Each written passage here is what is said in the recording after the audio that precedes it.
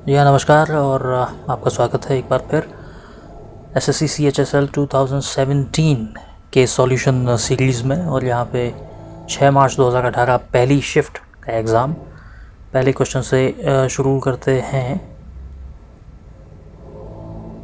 और पहला जो क्वेश्चन है वो एक्चुअली ग्रामेटिकल एरर के बारे में है। आपको फाइंड आउट करना है कि कौन से पार्ट में एरर है।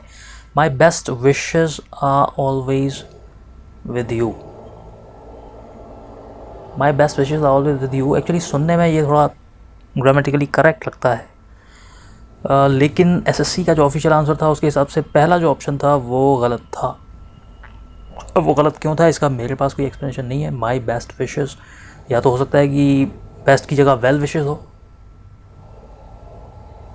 यही मुझे नज़र आया सिर्फ। अदरवाइज़ ऑल द बेस्ट और बेस्ट विशेज़ ये सब का इस्तेमाल बोलचाल की भाषा में तो होता है, लेकिन हो सकता है कि बेस्ट की जगह शायद वेल शब्द का जो इस्तेमाल है वो ज़्यादा सही होता हो, इसलिए एसएससी ने इसका जो आंसर था वो 1 बताया हो।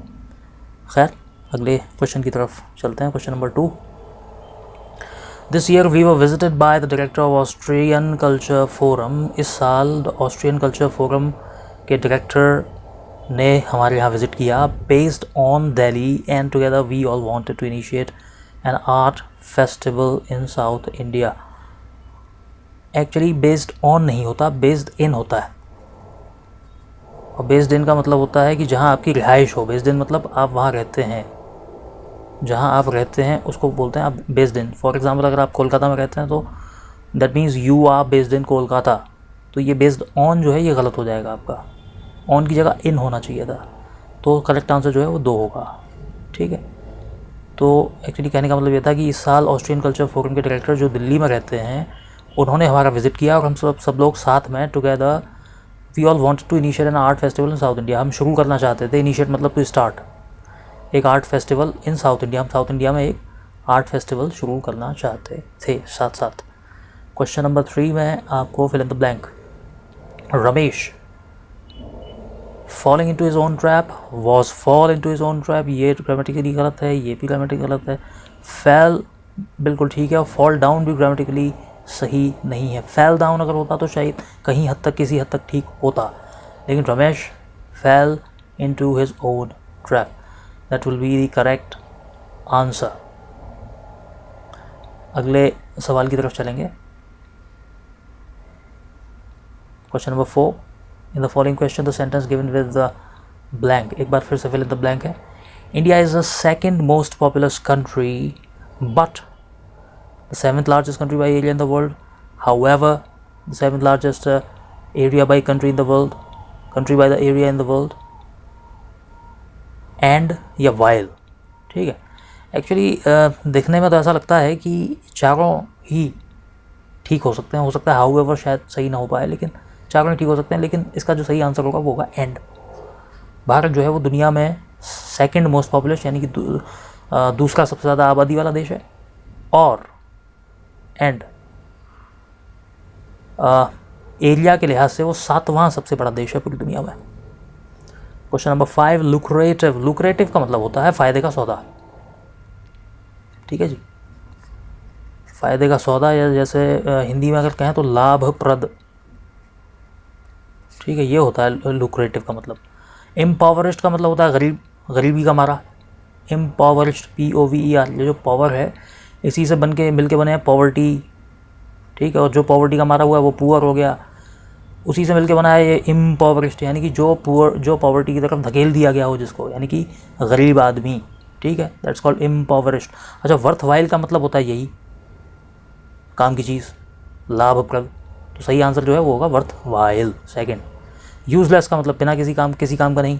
इनकंसिडरेबल का मतलब भी वही होता है, यूजलेस। यूजलेस से थोड़ा बेहतर लेकिन ऑलमोस्ट यूजलेस। ठीक है, इनकंसिडरेबल यानी जिसको कंसीडर करने के काबिल भी ना समझा जाए। कंसीडर का मतलब होता है किसी चीज़ को समझना, किसी चीज़ को कंसीडर करना, किसी चीज़ को एक्नॉलेज करना, किसी चीज़ की को थोड़ी सी इंपॉर्टेंस देना अपनी सोच में। ठीक है, दैट्स कॉल्ड कंसीडरेबल। इनकंसिडरेबल मतलब कंसीडर करने के लायक भी नहीं। ठीक है, यानी कि ऑलमोस्ट यूजलेस। तो लुक्रेटिव का जो सही समानार्थी शब्द होगा वो होगा वर्थवाइल, इन चारों में से कम से कम। Question number 6। एक्चुएट। अच्छा, एक्चुएट का मतलब होता है टू मूव, किसी चीज़ को गति प्रदान करना, गति देना। एक्चुएट का मतलब होता है इनिशिएट, ऑल्सो इनिशिएट, ठीक है, या स्टार्ट, ये सब जो है ये एक्चुएट का मतलब है। किसी चीज़ को गति देना, किसी चीज़ को कोई आगे बढ़ने का रीज़न देना, किसी चीज़ में थोड़ी जान डालना, ये सब चीज़ें जो ये सब सारे जो वर्ड्स हैं दीज आर एक्चुएट एक्चुअली। तो अब इसका हमें जो है वो मीनिंग सेम मीनिंग वाला शब्द जो है वो ढूंढना है। तो एक्चुएट का जो सही मीनिंग वाला शब्द है वो है मूव, क्योंकि ट्रू का मतलब होता है सच, सेलेक्ट का मतलब होता है छांटना, और किल का मतलब होता है मारना, ठीक है। तो एक्चुएट का जो सही समानार्थी शब्द है इन चारों में वो है मूव। सातवें सवाल की तरफ चलते हैं। In the following question one of the given four alternatives select the one which is opposite in meaning of the given word. Jubilant, Jubilant का मतलब होता है एक्चुअली उमंग से भरा हुआ, उमंगपूर्ण, उल्लसित, उल्लास से भरा हुआ, ठीक है, जुबिलेंट। अच्छा, हैप्पी का मतलब भी जुबिलेंट होता है, आपको ढूंढना है अपोजिट वर्ड, ठीक है। हैप्पी का मतलब भी वही होता है खुश, एक्साइटेड का मतलब भी वही होता है उत्तेजित, या कहें कि उत्साहपूर्ण, उत्साहित। सेलिब्रेटिंग का मतलब भी वैसा ही होता है, लेकिन सॉरोफुल यानी दुखी, ये इसका ये नेगेटिव वर्ड है, ठीक है, और ये चारों पॉजिटिव वर्ड्स हैं। तो जाहिर है कि जुबिलेंट का उल्टा जो है वो हो जाएगा sorrowful.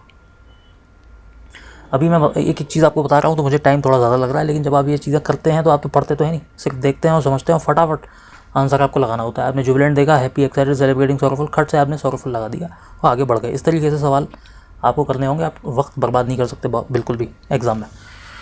Question number 8, courtly. Courtly का आपको अपोजिट बताना है एक्चुअली। कोर्टली का मतलब होता है कोर्टली का मतलब होता है बड़ा एक सुव्यवस्थित, सुव्यवस्थित यानी कि एकदम जिसको कहते हैं ना एलिगेंट, एलिगेंट टाइप का कोई आदमी, कोर्टली, उसको बोलते हैं कोर्टली। कोर्ट एक्चुअली कोर्ट का मतलब होता है दरबार, ठीक है, और दरबार तो आप जानती हैं कि शाही शान और शौकत का जो सबसे बड़ा नमूना होता था वो होता था दरबार, पुराने राजाओं के ज़माने में। तो कोर्टली यानी बिल्कुल कोर्ट जैसा, भव्य टाइप का, सुव्यवस्थित, सुसज्जित। तो फॉर्मल का मतलब भी वैसा ही होता है, फॉर्मल का मतलब भी वही होता है आपका। फॉर्मल का मतलब होता है औपचारिक, औपचारिक का मतलब होता है कि रूल्स पर आधारित और उन रूल्स को फॉलो करने वाला, दैट्स कॉल्ड फॉर्मल। जैसे कि फॉर्मल ड्रेसेस होती हैं फॉर्मल ओकेजन्स के लिए, फॉर्मल अफसरों के लिए, ठीक है। एलिगेंट का मतलब भी वही होता है कोर्टली। कन्वेंशनल का मतलब भी कहीं कहीं तक वही होता है। कन्वेंशनल का मतलब है जो कन्वेंशंस पे आधारित हो, यानी कि जो कन्वेंशन, यानी कि कन्वेंशन को आप कहते हैं जो चीज़ें चली आ रही हैं, ट्रेडिशंस, परंपराएं, ठीक है, जो परंपराओं पर आधारित हो, यानी किसी चीज़ पर आधारित हो कम से कम, दैट्स कॉल्ड कोर्टली, राइट। लेकिन रफ़ का मतलब होता है बिडंगा। रफ़ का मतलब एक तो होता है खुरदरा, जो ज़्यादा इस्तेमाल होता है, जैसे रफ़ कॉपी, इस तरह से जो इस्तेमाल करते थे हम लोग बचपन में। लेकिन रफ़ का एक दूसरा मतलब ये भी होता है कि जो एलिगेंट ना हो, जो व्यवस्थित ना हो। तो असली जो आंसर होगा वो होगा रफ़। आगे बढ़ते हैं क्वेश्चन नंबर 9 की तरफ। आपको इन सेंटेंसेस को मीनिंगफुल ऑर्डर में लगाना है। द गवर्नमेंट शुड, पहले से शुरू करते हैं PQR, provide health insurance to buy their own for those unable. पहले के बाद दूसरा तो आ सकता है, लेकिन दूसरे के बाद तीसरा नहीं आ सकता। पहला वाला काफ़ी ठीक है, तो पहले के बाद दूसरा और दूसरे के बाद तीसरा देखते हैं। PRQ, चौथा वाला, इसकी तरफ जाते हैं। The government should provide health insurance for those unable to buy their own. Government को हेल्थ इंश्योरेंस प्रोवाइड करना चाहिए उन लोगों को जो अनेबल हैं to buy on their own, जो खुद ख़रीद पाने में हेल्थ इंश्योरेंस को अनेबल हैं। This will be the correct answer, PRQ। Question number 10, active passive voice वाला क्वेश्चन। Somebody has invited me to the cruise. किसी ने मुझे क्रूज़ के लिए इन्वाइट किया है। Has invited me, has invited me, this is present perfect, this present perfect tense, ठीक है। तो इसका मतलब है कि मुझे इनवाइट किया, यानी कि इसको अगर मैं वैसे बनाऊं पैसिव में तो इसका मतलब हो जाएगा कि मुझे इनवाइट किया गया है किसी के द्वारा। I have been invited to the cruise by someone, मतलब किसी के द्वारा। इसको जनरली पैसिव वॉइस में बाय समवन और बाय देम और इस तरह से जो होता है, समवन हैज़ इन्वाइटेड मी या दे हैव इन्वाइटेड मी। जो थर्ड पर्सन वाले जो लोग हैं इनको मेंशन करने की ज़रूरत नहीं होती। अगर हम चाहते तो लगा भी सकते थे बाई समवन, लेकिन उसका कोई मतलब नहीं कहा जाता कि किसी ने इनवाइट किया है, दैट इज़ इम्पॉर्टेंट, ठीक है। तो I have been invited to the cruise, मैं इन्वाइट किया गया हूँ क्रूज़ पर। आई हैड बीन, ये भी सही हो सकता था तब जबकि यहाँ पे हैड होता दूसरा वाला, ठीक है। और समवन हैज सेंट इन्विटेशन, ये एक्चुअली पैसिव वॉइस का है नहीं। आई वॉज इन्वाइट ये ग्रामेटिकली करेक्ट है, क्योंकि वॉज के बाद कभी सिंगल फॉर्म आती नहीं, ठीक है जी, फर्स्ट फॉर्म। अगले सवाल की तरफ पढ़ते हैं। Question number 11 direct indirect speech वाला सवाल है। Question number 11, Rohan said I am going, Rohan said that. सबसे पहले तो ढूंढिए रोहन सेड दैट। अब सेड दैट वाले दो हैं, आई एम गोइंग का हो जाएगा ही वॉज गोइंग, राइट। तो चौथा वाला सवाल जो है वो सही हो जाएगा, बाकी तीनों ऑप्शन जो है वो सही नहीं होंगे। अगले सवाल की तरफ चलते हैं। आपको सही स्पेलिंग निकालनी है। फ्लोरेसेंट, फ्लोरेसेंट का मतलब होता है प्रदीप्यमान, जगमगाता हुआ, ठीक है, जगमग, दैट्स कॉल्ड फ्लोरेसेंट। सही स्पेलिंग ये होगी। और ये थोड़े से इंपॉर्टेंट होते हैं। फ्लोरेसेंट, FLUORESCENT, ठीक है, फ्लोरेसेंट। ये थोड़ी सी मुश्किल एप्लीकेशन है, माफ़ कीजिएगा स्पेलिंग है, लेकिन आपको याद तो करना पड़ेगा। अब पैसेज की तरफ चलते हैं। If we can permit ourselves to understood, understandable, understandably, ये तीनों इस्तेमाल नहीं हो सकते टू के बाद, कभी भी इस्तेमाल नहीं होते। अंडरस्टूड जो है वो सेकंड फॉर्म है, इसलिए इस्तेमाल नहीं होता। अंडरस्टैंडेबल, टू अंडरस्टैंडेबल, ये वर्ब है ही नहीं। अंडरस्टैंडेबली जो है ये एडजेक्टिव है, तो टू के बाद ये सब इस्तेमाल होंगे नहीं। अंडरस्टैंड इस्तेमाल हो जाएगा, सिंपल है एकदम। If we can permit ourselves to understand movement fully, अगर हम अपने आप को इजाज़त दें या अपने आप को ये समझने की, द मूवमेंट को, यानी कि गति को समझने की पूरी इजाज़त दें। We permit ourselves to perceive, perceive का मतलब होता है परसेप्शन, परसेप्शन वाला जो शब्द है वो परसीव से बना है। परसेप्शन, परसेप्शन का मतलब होता है हमारा विचार, ठीक है, हमारी सोच, ठीक है ना। परसेप्शन हमारी समझ, हमारा point of view, that's called perception. अगर हम मूवमेंट को फुली अंडरस्टैंड करने की परमिशन अपने आप को दें, अगर हम अपने आप को परसीव करने की परमिशन दें, थिंक करने की परमिशन दें, एंड रिफ्लेक्ट, यहाँ पे एंड आना चाहिए मेरे ख्याल से, मैं देखता हूँ, यस, तीसरा जो है वो एंड होगा, परसीव, थिंक एंड रिफ्लेक्ट। अगर हम इतनी सारी चीज़ें करने की खुद को परमिशन दें, इफ़ वी कैन परमिट, अगर हम दे सकते हैं, माफ़ कीजिएगा, we can permit ourselves to understand movement fully, we permit ourselves to perceive, think and reflect. अगर हम अपने आप को गति, मूवमेंट को समझने की परमिशन देते हैं, तो खुद ब खुद हम परसीव करना, सोचना और रिफ्लेक्ट करना। रिफ्लेक्ट का मतलब होता है एक तो प्रतिक्रिया भी होता है रिफ्लेक्ट का मतलब, और एक होता है आत्मालोचना के तौर पे भी इसका इस्तेमाल होता है कि reflect, when I reflect upon my previous years gone by, जब मैं अपने पुराने गुजरे हुए सालों की तरफ नज़र डालता हूँ तो मुझे ऐसा मैं अपने आप को पाता हूँ। तो we allow ourselves the privilege of reimagining dance, music and the way you and I talk और थिंक और लव। उसके बाद हम अपने आप को अलाउ करते हैं प्रिविलेज, वही चीज़, प्रिविलेज यानी विशेषाधिकार, यानी कि अधिकार, यानी कि एक तरह से एक मौका, ऑफ री इमेजिनिंग, पुनर्कल्पना करने का। किसकी पुनर्कल्पना? Dance, music and the way you and I talk, हम हमारे आपके बात करने के तरीके, और थिंक, सोचने का तरीका, और लव यानी प्रेम करने का तरीका। We move of an incredible space, या सो ऑफ इनक्रेडिबल स्पेस, या इनटू, या फॉर। इसका आंसर होगा into. We move into an incredible space of. Actually into का जो मैंने बताया ही था आपको, इनटू का इस्तेमाल जो है वो मूवमेंट के साथ ही होता है। जैसे कोई स्विमिंग पूल में कूद गया, somebody jumped into the swimming pool, कोई कुएं में कूद गया, जैसे शेर जो अपनी कहानी में कुएं में कूद गया था लास्ट में, so the lion jumped into the well, ठीक है।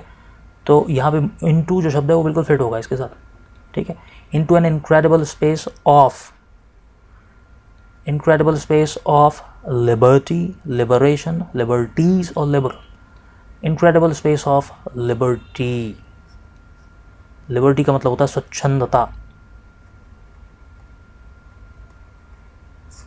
फ्रीडम की एक, यानी कि आज़ादी का ही एक हिस्सा है, उसका एक कंपोनेंट होता है ये स्वच्छंदता, ठीक है। Liberty, fraternity, freedom of speech वगैरह वगैरह, ये सारी चीज़ें हमने कहाँ से सीखी? फ्रेंच रिवॉल्यूशन से। फ्रेंच रिवॉल्यूशन में पहली बार इन सारे विचारों को बहुत ज़्यादा इम्पोर्टेंस मिली, तो वहीं से ये सब शब्द आए हैं, लिबर्टी, ठीक है।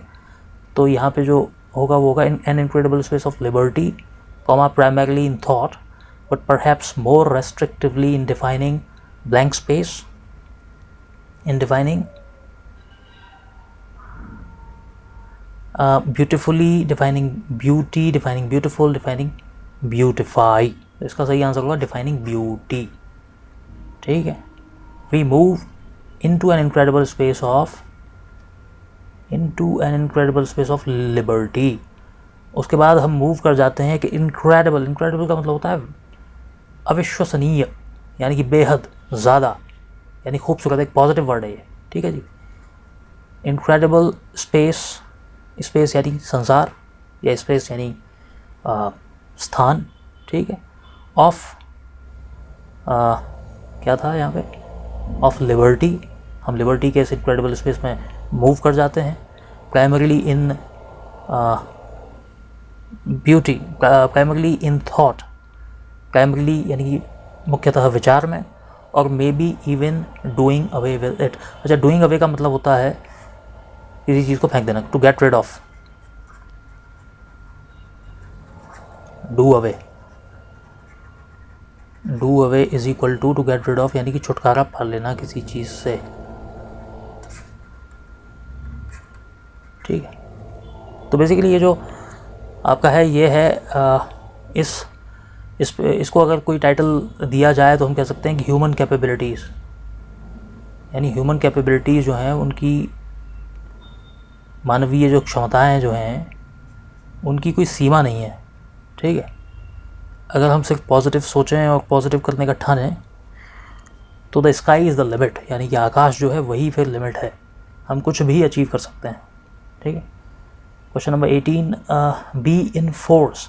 अच्छा, बी इन फोर्स के दो मतलब होते हैं, एक तो ये वाला हो गया पहला वाला, to enjoy a short period of fame और पावर, यानी कि एक नहीं, माफ़ कीजिएगा, पहला वाला नहीं, दूसरा वाला।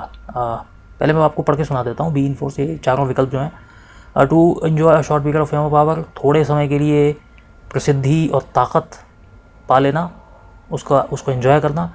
In great strength of numbers, भारी तादाद में या भारी संख्या में, भारी शक्ति के साथ। A hateful act done in haste, जल्दबाजी में किया गया एक घटिया काम। बी द करेंट विनर, या हाल ही में या नए विजेता होना। एक्चुअली इसका जो सही आंसर है वो होता है ये बी इन फोर्स, ठीक है। और जैसे हम यूज़ करते हैं अपने लिए, अपनी आर्म फोर्सेस के लिए हम यूज़ करते हैं ना, हमारे जो सीमा सुरक्षा बल जो होते हैं उनके लिए हम इस्तेमाल करते हैं फोर्स का वर्ड, ठीक है। जैसे एयर फोर्स या CRPF, central reserve police force, इस तरीके से हम यूज़ करते हैं ना, तो वैसा वाला फोर्स है। एक दूसरा मीनिंग भी बी इन फोर्स का होता है, उसका वो मीनिंग होता है लागू होना। जैसे कि अभी लॉकडाउन वॉज इन फोर्स, ठीक है ना, रिसेंटली लॉकडाउन, या कह सकते हैं नेशन वाइड, राष्ट्रव्यापी nation wide lockdown was in force. जैसे मान लीजिए कोई गवर्नमेंट नोटिफिकेशन आया जो लागू हो गया और अभी भी लागू है एक लंबे टाइम तक, तो लागू होने की अवधि के दौरान वो जो नोटिफिकेशन है उसको बोलते हैं कि दिस नोटिफिकेशन या this law is in force, ठीक है। तो इन फोर्स के दो मतलब होते हैं, बी इन फोर्स के, फोर्स में होने के दो मतलब होते हैं। अब अगले सवाल की तरफ चलेंगे, 19वां सवाल है, इसमें आपको मीनिंग बताना है, यस माफ़ कीजिएगा, मेक अ सीन। ये तो आपने देखा होगा, सीन बना देना, क्रिएट अ सीन, तमाशा खड़ा करना, इसका एक्चुअली मतलब होता है तमाशा बनाना। मेक अ सीन का मतलब होता है तमाशा बनाना, ठीक है। To perform beautifully in front of an audience, किसी ऑडियंस के सामने अच्छी परफॉर्मेंस देना, जी नहीं। मेक अ पब्लिक डिस्टर्बेंस और एक्साइटेड इमोशनल डिस्प्ले, जी हाँ, ये इसका सही है आंसर। पब्लिक डिस्टर्बेंस यानी कि सामूहिक डिस्टर्बेंस क्रिएट करना या एक्साइटेड इमोशनल का डिस्प्ले करना, ठीक है ना, अपने इमोशंस का एक्साइटेड तरीके से, बहुत ज़्यादा उत्तेजित तरीके से उसका प्रदर्शन करना, that's called make a scene, right. तो मेक अ सीन का बेसिकली मतलब होता है तमाशा बनाना। जैसे बुजुर्गों ने कहा है कि तमाशा देख तमाशा न बन। क्वेश्चन नंबर 3 की अगर हम बात करें, to narrate an elaborate false story, एक झूठी कहानी को बढ़ा चढ़ा के पेश करना। एलेबोरेट का मतलब होता है बहुत ज़्यादा फुल ऑफ डिटेल्स। एलेबोरेट का मतलब होता है फुल ऑफ डिटेल्स, ठीक है। यानी कि बहुत ज़्यादा, बहुत कॉम्प्लेक्स या बहुत विस्तृत, ठीक है। और नैरेट का मतलब होता है सुनाना, कमेंटेट, कमेंट्री जो बताया था हमने, नरेशन जो होता है, तो नैरेट का मतलब होता है ये। Describe a seen in so much detail that it comes vivid, या किसी सीन को इतनी डिटेल में बताना कि ये बिल्कुल विविड यानी कि रंग बिरंगा, ठीक है, रंग भरा नज़र आए, ठीक है, उस तरीके से। तो that's called make a scene, तमाशा बनाना। क्वेश्चन नंबर 20 की तरफ चलते हैं। इन द फॉलोइंग क्वेश्चन आपको शब्द समूह के लिए एक शब्द बताना है। एक्सट्रीमली हैप्पी, पीसफुल और पिक्चरेस्क, बहुत खुशनुमा, शांति से भरा हुआ, और पिक्चरेस्क बिल्कुल ब्यूटीफुल, पिक्चर के जैसा। पिक्चरेस्क मतलब ब्यूटीफुल, पिक्चर के जैसा, ठीक है। इसके आंसर्स दिए हुए इडलिक, एबोमिनेबल, आयोटा, अमिस। आयोटा का मतलब होता है बहुत छोटा सा अंश, ठीक है, ये जैसे कहते हैं लेश मात्र, छोटा सा लेश, बिल्कुल बहुत छोटा सा एक चीज़ जो होती है उसको बोलते हैं आयोटा। एमिस का मतलब होता है रॉन्ग, गलत, या जैसे कहते हैं कि चूक जाना, निशाना चूक गया, यानी निशाना जो है वो रॉन्ग चला गया, ठीक है। एबोमिनेबल का मतलब होता है घृणास्पद, जिसको देख के घिन आए, यानी कि एक नेगेटिव टाइप का एक कैरेक्टर होता है एबोमिनेबल। जब कोई आदमी है तो समझिए कि वो थोड़ा नेगेटिव है, उसको पसंद नहीं कर रहे हैं लोग। अच्छा, इडलिक जो है वो बिल्कुल ठीक वर्ड है इसके लिए। इडलिक का मतलब होता है बिल्कुल बड़ी खूबसूरत एक नेचुरल सेटिंग वाली एक जगह, कोई पहाड़ी गांव या इस तरह की कोई चीज़, झील, झरने के किनारे बसा हुआ कोई बसेरा, तो इन सब के लिए इस्तेमाल करते हैं हम लोग इडलिक शब्द का। इडलिक शब्द जो है वो एक्चुअली इडिल से बना है। इडिल वो जगह होती है जो इडलिक होती है, एक्चुअली बड़ी खूबसूरत जगह, कोई जगह, तो उसके लिए बड़ा पोएटिक सा शब्द है ये, बहुत काव्यात्मक पोएटिक शब्द है, बहुत ज़्यादा। आगे चलते हैं। Question number 21, showing a lack of courage और कॉन्फिडेंस। करेज यानी साहस, और कॉन्फिडेंस यानी कि आपका विश्वास, ठीक है, आत्मविश्वास या विश्वास। साहस की कमी होना यानी कि लैक ऑफ करेज दिखाने वाला। अच्छा, टेनेशियस का मतलब होता है दृढ़ विश्वासी, दृढ़ निश्चयी। आप लोगों को टेनेशियस बनना है इस तैयारी के दौरान, जो भी आप तैयारियां कर रहे हैं अपने गवर्नमेंट एग्ज़ाम्स की, या जो भी आपकी ज़िंदगी के गोल्स हैं, उसके प्रति आपको हमेशा क्या होना है, टेनेशियस, इनडोमिटेबल। अच्छा, टेनेशियस होने की जो वो है property, that's called tenacity. Tenacity यानी दृढ़ निश्चयता, बहादुरी एक तरीके से, ठीक है। इनडोमिटेबल का मतलब होता है जिसको कोई डोमिनेट ना कर सके, ठीक है। डोमी ये जो है डोमिटेबल, ठीक है, तो ये इसी से वर्ड बना है डोमिनेशन। और इनडोमिटेबल का मतलब होता है जिसको कोई डोमिनेट ना कर सके, यानी कि अदम्य, इसका कोई दमन ना कर सके। और टिमिड का मतलब होता है दब्बू टाइप का आदमी, जो कि हम यहाँ तलाश रहे हैं इस सवाल में। Showing a lack of courage और कॉन्फिडेंस, टिमिड। और गट्सी का मतलब भी साहसी होता है, ठीक है। तो गट्सी और इंडोमिटेबल और टेनेशियस, ये तीनों तो एक जैसे शब्द हैं और इस पे लागू नहीं होते हैं, इसके अपोजिट हैं बल्कि। और जिसके अंदर हिम्मत की कमी हो, साहस की कमी हो, आत्मविश्वास की कमी हो, विश्वास की कमी हो, ऐसे आदमी को हम बोलते हैं टिमिड, यानी कि दब्बू। 22 की बात कर लेते हैं। इम्प्रूवमेंट अगर कोई है ग्रामेटिकली तो बताना है, नहीं है तो नहीं बताना है। The trick is in keep the flavours simple and fresh. Trick यानी असली चाल जो है, असली जो कला है, ट्रिक मतलब कला जो है वो किस में है, फ्लेवर्स को सिंपल एंड फ्रेश रखने में जो है वो असली कला है। तो इसका जो हो जाएगा वो होगा इन कीपिंग, ठीक है। Trick is in keeping the flowers fresh and simple. इनके बाद कीप्स नहीं आ सकता, इनके बाद टू कीप भी नहीं आ सकता, इम्प्रूवमेंट की ज़रूरत थी, ठीक है। पहला सवाल जो है वो सही हो जाएगा, पहला option. Question number 23, yes amazing things has happened. एक बार दोबारा, प्लूरल नंबर है थिंग्स का, ठीक है, यानी बहुवचन है। बहुवचन के बाद तो हैव आएगा, ठीक है, और जब हैव आएगा तो हैव के साथ हैपेंड आएगा, थर्ड फॉर्म आएगी। Yes amazing things have happened with the launch of internet. Is happening जी नहीं होगा, क्योंकि थिंग्स के बाद इज भी नहीं आ सकता।